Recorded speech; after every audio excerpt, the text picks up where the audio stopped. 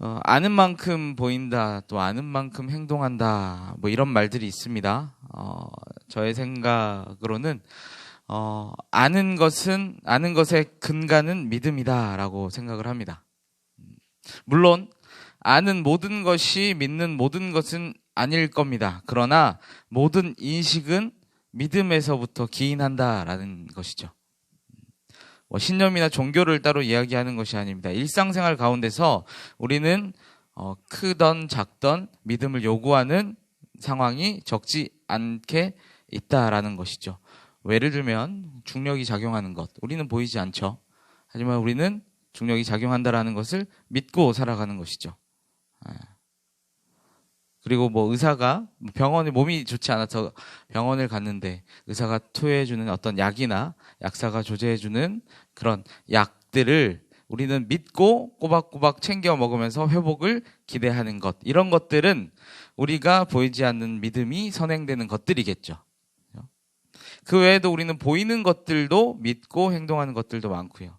그러니까 쉽게 삶의 현장에서 우리는 믿음을 요구하거나 전제하는 것들이 많다라는 것을 우리가 인지할 필요는 있는 것 같아요. 제가 말씀드리고 싶은 얘기는 뭐냐면, 결국 모든 사람은 믿음대로 산다라는 이 명제가 맞는 것 같습니다. 믿음대로 산다. 그런데 인간의 문제는 과연 무엇을 어떻게 믿느냐의 문제이다라는 것이죠. 무엇을 어떻게 믿느냐의 문제. 오늘 본문 한번 보시죠. 오늘 본문은 아주 유명한 본문입니다. 믿음장이라고 별칭이 붙어져 있을 만큼 그만큼 아주 유명한 것인데요. 또 한두 절뿐만이 아니라 이 11장 전체가 모든 구절이 하나의 주제를 설명하고 있기 때문입니다. 그래서 믿음장인데요. 아주 유명한 래퍼 BY가 이 구절을 가지고 래핑을 했죠. 그리고 더 유명한 아포슬 래퍼 무크 목사님께서 설교 중에 하신 적이 있고요. 네. 가끔 귓가에 맴들 때가 좀 있습니다만. 네. 그러나 우리가 이 본문을 대할 때 꼭 생각해야 될 것이 있습니다. 성경에 믿음이 250번 정도 등장을 하고요. 그리고 믿는다라는 단어가 500번 이상 등장을 합니다. 그만큼 믿음은 성경에 있어서 아주 중요한 핵심이에요. 믿음의 모든 것이 이 11장에 기록되어 있지는 않다라는 사실을 우리는 꼭 전제해야 됩니다. 다 담겨져 있지 않다라는 거예요. 즉 우리가 살면서 또는 신앙생활 가운데 믿음은 무엇이지? 이 정의가 나한테 좀 필요한데 이럴 때가 있거든요. 과연 내가 믿는 믿음은 무엇이고 믿음은 과연 무엇을 설명하고 있는 것이지? 라고 얘기했을 때 11장이 설명해 줄 거야 하고 딱 폈을 때 답이 있으면 좋겠지만 그렇지 않다라는 것이죠. 이 히브리서 11장의 믿음은 히브리서의 기자가 당시 수신자에게 의도에 맞는 믿음을 설명하기 위한 것이다 라는 것을 우리가 염두에 두고 볼 필요가 있습니다. 자세한 내용은 좀 이따가 나누도록 하겠습니다. 본문 한번 보시죠. 줄거리상 저는 오늘 본문을 크게 세 부분으로 나누겠습니다. 먼저 1절, 2절, 그리고 3절, 4절부터 12절까지. 1절, 2절은요, 믿음의 실체에 대한 정의이고요. 3절은요, 창조에 대한 믿음, 그리고 4절부터 12절까지는 믿음의 선진들, 아벨, 에녹, 노아, 아브라함까지 등장하고 있습니다. 오늘은 좀 한 절 한 절 풀어 헤칠 건데요. 오늘은 성경 얘기만 하다가 전 좀 내려갈 겁니다. 먼저 1절, 2절입니다. 우리 같이 한번 천천히 읽어보겠습니다. 천천히요. 네. 같이 래파들 말고 천천히 시작. 믿음은 바라는 것들의 실상이요 보지 않는 것들의 증거니 선진들이 이로써 증거를 얻었느니라. 아멘. 믿음은 바라는 것들의 실상이다 라고 표현을 합니다. 바라는 것들은 아직 보이지 않는 겁니다. 실상은 실제로 존재하는 것을 얘기하는 거예요. 그러니까 아직 보이지 않지만 있다는 것을 미리 알고 동의하는 것을 얘기하는 거예요. 아직 내 눈에 보이지 않지만 있다는 것을 미리 받아들이는 것, 이것을 얘기하는 겁니다. 왜냐하면 보이지 않는 것이, 지금은 보이지 않는 것이 곧 드러날 것이기 때문입니다. 자, 1절, 2절에 보면 증거라고 표현되어 있는데 이게 단어가 두 개가 다 달라요. 원형이 다릅니다. 1절에서 증거는 드러나는 것을 얘기하고요. 2절에서 증거는 인정을 받다, 칭찬을 받다라는 의미입니다. 그러니까 2절은 믿음을 가진 선진이 믿음을 기준으로 칭찬을 받았다, 인정을 받았다라는 겁니다. 칭찬의 기준이 믿음이다라는 것을 얘기하고 있는 거예요.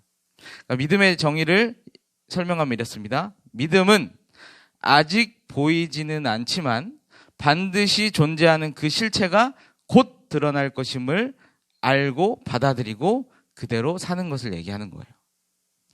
이게 조금 어렵습니다. 그죠? 자, 한번 생각해 보셔야 돼요. 우리는 어떤 존재입니까? 유한한 존재입니다. 유한한 존재. 그죠? 유한하다는 것은 어떤 것을 의미하죠? 시간과 공간의 제한을 받는다라는 것이죠. 자, 시간의 제한을 받기 때문에 존재하는 실체가 있더라도 지금 우리는 바라는 실체를 볼 수 없는 겁니다. 자, 시간의 흐름은 일직선, 직선으로 저희는 표현을 하겠습니다. 과거고요. 지금 여기가 한 시점입니다. 얘가 미래예요. 자, 우리는 지금 현 시점을 살아갑니다. 그러나 믿음이 벌어지는 것은 여기 있는 거예요. 자, 우리는 시간의 제약이 있기 때문에 여기에서 이곳 현재에서 미래를 바라보고 살아가는 겁니다. 그러나 시간과 한계를 초월하신 하나님께서 이 시간을 통째로 가지고 가셨다고 생각하시면 돼요. 그러면 지금 미래에 벌어질 어느 시점의 일은 지금 현재 일어나는 일과 동일하다라는 것이죠. 이 개념으로 보시면 됩니다. 즉, 믿음은 무엇이냐면 유한한 존재인 우리가 무한한 존재인 하나님의 일을 보고 미리 인정하며 받아들이는 사건입니다. 이게 바로 믿음이라고 생각하시면 될 것 같아요. 이게 왜 어렵습니까?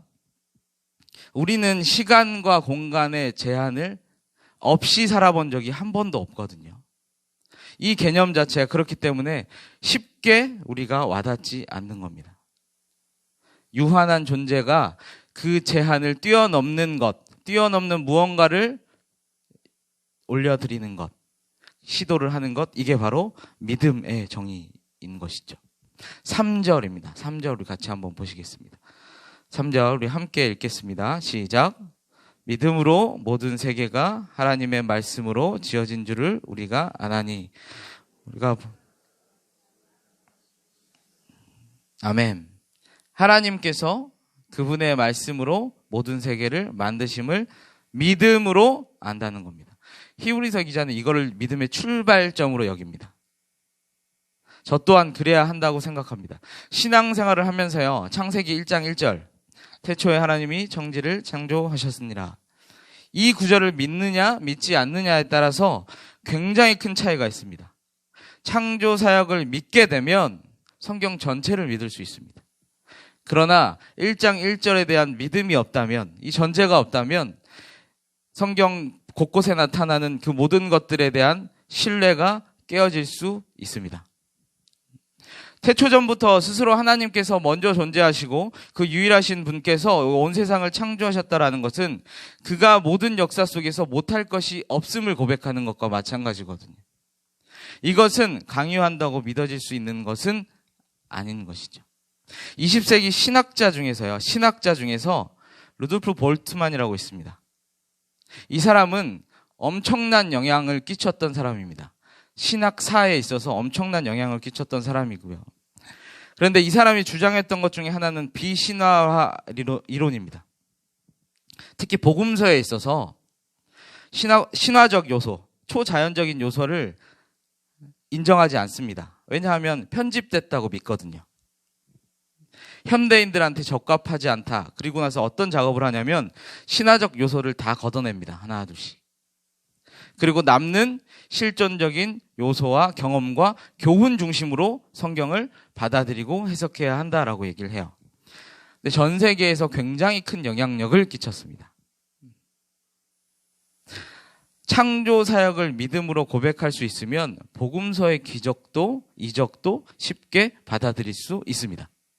그러나 창세기 1장 1절에 창조 사역을 받아들이지 못한다면, 과거에 하셨던 하나님의 역사적인 사건을 인정하지 못한다면 우리는 큰 시험에 빠질 수 있다는 것이죠. 그렇기 때문에 이 3절, 믿음의 출발점은 바로 창조 사역이다라고 이 히브리서의 기자는 지금 설명하고 있다는 것입니다. 4절 우리 같이 한번 보겠습니다. 4절엔 누가 등장합니까? 아벨이라는 사람이 등장을 합니다. 본격적으로 이제 믿음의 선진들, 믿음으로 인정받고 칭찬받았던 이 사람들이 소개되기 시작합니다. 한 사람 한 사람. 먼저 아벨의 제사에 대해서는 창세기 4장에 기록되어 있습니다. 아담, 첫사람인 아담에게는 자식이 둘이 있었습니다. 그리고 그 둘은 하나는 가인이었고 하나는 아벨이었습니다. 이 가인은 농사를 짓는 사람이었고 아벨은 양을 치는 사람이었습니다. 각자의 소산으로 하나님께 예배, 제사를 드렸습니다. 그러나 하나님께서는 아벨의 것은 받으시고 가인의 것은 받지 않으셨습니다. 오늘 본문에 근거해서 아벨의 제사가 더 나은 제사라 여기셨다. 그리고 의로운 자라고 칭찬을 하셨다라고 표현합니다. 왜냐하면 예물에 대해서 증언, 칭찬하셨기 때문입니다. 여기서 아벨의 사건을 두고 두 가지를 짚고 넘어가셔야 합니다. 첫 번째는요, 왜 아벨의 것만 받으셨나? 두 번째, 믿음하고 제사하고 무슨 상관인가? 이 두 가지를 꼭 짚고 넘어가야 합니다. 첫 번째, 아벨의 것만 왜 받으셨나? 아벨의 것에만 받으신 이유에는 학자들마다 논의가 분분합니다만 총 세 가지로 이유를 갖고 있습니다. 피, 첫째물, 태도. 가인의 제사에는 이 피가 빠졌다라는 때문이라고 주장해요. 근데 이 주장은 약간 저는 신빙성이 없어 보입니다. 모세 시대 때 보면 곡식으로만 해서 제사를 지내는 게 나오거든요. 두 번째는 처음 것은 전체를 대표하는데 아벨만 처음 소단을 드렸다라고 기록되어 있거든요. 그러니까 가인은 처음 것을 드리지 않았을 수도 있다라고 추정하는 것이죠. 마지막은 세 번째 태도인데요.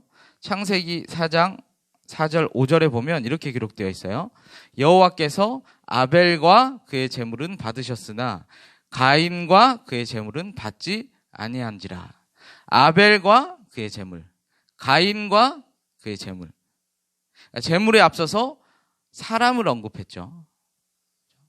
이 말은 제사가 제물 우선인 것만 아니라, 제물만 드리는 것이 아니라 그 드리는 주체, 아벨 또는 가인도 함께 드려졌다라는 것을 의미하고 있다라는 것이죠. 즉 하나님께 드리는 사람의 내적인 자세와 태도와 마음이 중요하다라는 것을 강조하면서 하나님께서는 이를 보셨다라고 주장하는 것이죠. 이것이 칼빈을 비롯한 개혁주의, 우리가 따르는 입장이기도 합니다. 자, 그렇다면 두 번째죠. 믿음하고 제사하고 무슨 상관인가? 어떻게 아벨은, 가엘은 이렇게 제사 드리는 건지 알았을까요? 태워서 연기를 드린다라는 개념을 어떻게 이 사람들은 알고 있었을까요? 아버지인 아담은 이런 제사를 드리지 않았습니다. 이것이 성경 안에서 등장하는 첫 제사가 아벨과 가인의 제사거든요. 하나님께서 알려주셨을 겁니다. 아담을 통해서라든지 또는 직접적인 계시를 통해서라든지 본인께서 스스로 이 예배를 드리는 것, 제사를 드리는 것 알려주셨을 겁니다. 그렇다면 제사는 왜 드립니까? 죄를 사함받기 위해서 드리는 겁니다. 그죠? 죄를 사함받고 하나님과 화목하기 위해서, 관계하기 위해서입니다. 자, 믿음장에 아벨의 제사가 등장하는 이유는 이겁니다. 처음 제사를 드리는 이 아벨은 죄를 사해 주실 것을 미리 믿고 하나님께서 알려주시는 방법대로 그대로 순종했기 때문입니다. 이것을 알려주기 위함이에요. 그래서 의로운 자로 칭찬받았습니다. 자, 즉 아벨은 믿음으로 순종의 행실을 보였던 좋은 예로 지금 기록되어 있는 것이죠. 자, 다음은 누구의 얘기입니까? 에녹이라는 사람의 얘기입니다. 에녹은 어떤 사람으로 알고 있습니까? 죽지 않고 하나님을 만난 자, 죽음을 보지 않았던 몇 인물 중에 하나로 여겨집니다. 자, 오늘 본문에 보시면 반복되는 단어가 있습니다. 옮겨진 자라는 표현입니다. 죽음을 보지 않고 옮겨진 자. 옮겨지기 전에 하나님을 기쁘시게 하는 자라고 하는 증거, 칭찬을 받았다라고 설명합니다. 왜냐하면 창세기 5장 22절에는 이렇게 기록되어 있습니다. 제가 읽겠습니다. 무느셀라를 낳은 후 300년을 하나님과 동행하며 자녀들을 낳았으며 24절 에녹이 하나님과 동행하였으니. 아멘. 하나님이 계심과 그가 상주심에 대한 믿음으로 하나님과 동행했을 때, 하나님과 합당한 교제를 맺었을 때 하나님을 기쁘시게 하는 사람이 바로 에녹이다라는 겁니다. 죽음을 보지 않고 옮겨졌고요. 믿음으로 동행한 자, 동행한 삶을 사는 자, 에녹을 얘기하고 있습니다. 노아가 나옵니다. 그 다음에 7절 우리 같이 한번 읽겠습니다. 7절 시작. 경외함으로 방주를 준비하여 그 집을 구원하였으니 이로 말미암아 세상을 정죄하고 믿음을 따르는 의의 상속자가. 아멘. 아직 보이지 않은 일에 그러나 일어날 일에. 무엇이죠? 노아에게 특별하게 말씀하셨던 하나님께서 물로써 심판하겠다라는 내용이죠. 노아는요, 믿음으로 미리 앞을 보고 방주를 준비했습니다. 120년 동안이나 믿음으로 방주를 준비했습니다. 보이는 것을 봤을 때, 보이는 상황은 누가 봐도 비가 올 것 같지 않습니다. 미련해 보이는 짓을 하는 겁니다. 그러나 노아는 확신을 가지고 120년이나 하나님의 말씀에 순종했다라는 것이죠. 왜요? 일어날 것을 미리 알고 있었기 때문입니다. 믿음으로 방주를 준비했던 노아는 결국 의롭다 칭함을 받고 상속자가 되었습니다. 의의 상속자. 자, 믿음의 조상이라고 칭하는 아브라함은 어떻습니까? 8절입니다. 제가 읽습니다. 믿음으로 아브라함은 부르심을 받을 때 순종하여 장래 유업으로 받을 땅에 나아갈새 갈 바를 알지 못하고 나아갔으며 갈 바를 알지 못하였다. 하나님께서 아브라함에게 네가 갈 곳은 이곳이야 라고 지정해 주시거나 보여주시거나 특별한 인사이트를 주신 게 아니에요. 갈 바를 알지 못하고. 장래의 유업. 장래의 유업이라는 것은 지금 받은 것은 아무것도 없다라는 것을 의미하는 것이죠. 믿음으로 순종했고 믿음으로 나아갔습니다. 잠깐 정리하면 이렇습니다. 히브리서의 기자는요, 히브리서 11장에 이르러서 믿음에 대해서 다루고 있습니다. 지금. 믿음의 실체는 보이는 것, 그 너머의 실체를 받아들이는 것. 믿음의 출발은 모든 세계가 하나님의 말씀으로 지은 바 된 것을 인정하는 것. 믿음의 근거는 3절, 6절, 10절에 근거했을 때 하나님과 그가 계신 것과 그의 약속과 그의 말씀을 얘기하는 겁니다. 믿음의 열매는 무엇입니까? 곧 순종과 동행의 삶이라는 것을 지금 얘기하고 있습니다. 그렇다면 마지막 질문입니다. 히브리서의 기자는 믿음의 어떤 것을 말하고 싶은 걸까요? 왜 지금 이 처한 상황에서 믿음이라는 카드를 들고 나온 것일까요?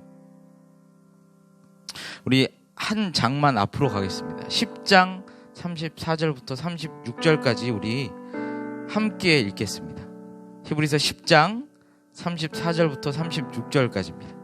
어제 본문인데요. 같이 한번 읽겠습니다. 시작.